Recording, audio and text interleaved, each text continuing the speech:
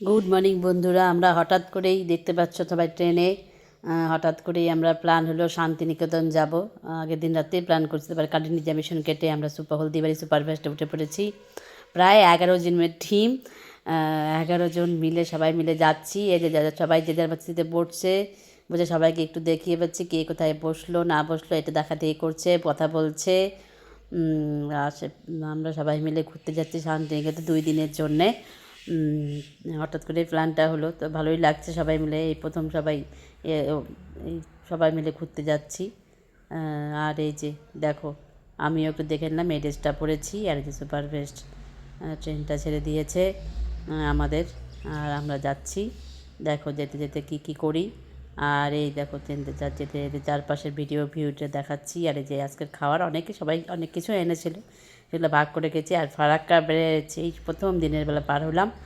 আর এই যে সবাই মিলে রুমগুলো যে নেওয়া হয়েছিল, এই রুমটাতে আমরা ছিলাম।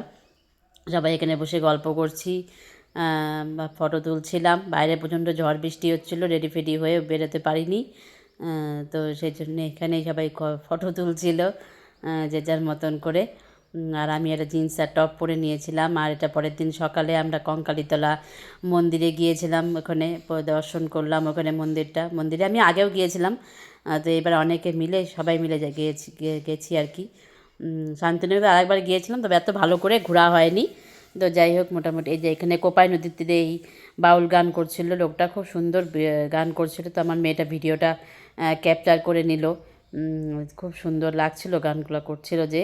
আর এখানে রবীন্দ্রনাথ ঠাকুর কবিতা লিখতেন বসে। আর এই যে সোনাঝুরি হাটে চলে আসলাম, ওই যে বউগুলো নাচছে তালে তালে। কিন্তু প্রচণ্ড আকাশের অবস্থা খারাপ ছিল বলে ভাবছিলাম নাচবো, কিন্তু নাচতে পারিনি। মোটামুটি একটু বাজার সোনাঝুরি ঘাটটা ঘুরতে একটু বাজার টাজার করে নিয়েছি অল্প স্বল্প। আর এই যে এখানে বুদ্ধ মনেস্ট্রিতে চলে এসেছি। বুদ্ধ মন্দিরটিতে এত সুন্দর লাগছিল আমার, তো বড়। আর যে সিধুনি শিল্পগ্রামে সবাই মিলে ঘোরাঘুরি করছি।